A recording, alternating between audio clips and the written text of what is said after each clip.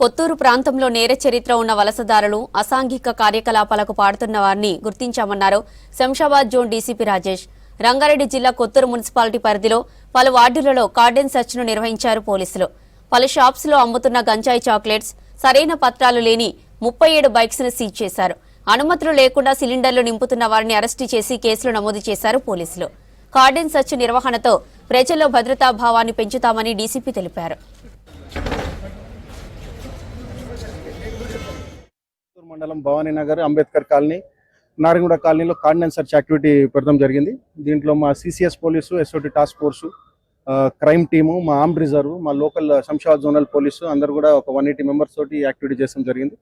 ముఖ్యంగా ఏరియాలో చూసుకుంటే ఎక్కువ మైగ్రెంట్ లేబర్ సెటిలర్స్ ఉంటారు. ఈ ఇండస్ట్రియల్ ఏరియా సపోర్ట్గా అందరూ చాలా రాష్ట్రాల నుంచి వచ్చి సెటిల్ అవుతూ ఉంటారు.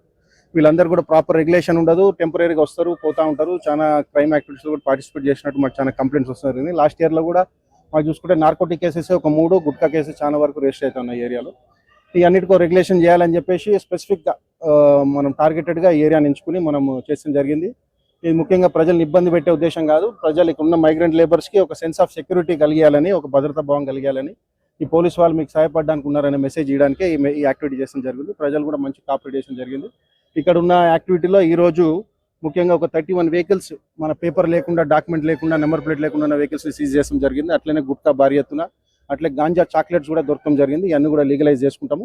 అట్లనే స్నిఫర్ డాగ్స్ తోటి మాకు నార్కోటిక్స్ ట్రైన్ స్నిఫర్ డాగ్స్ తోటి కూడా ఏరియా అంతా కూడా మనము చెక్ చేపించడం జరిగింది.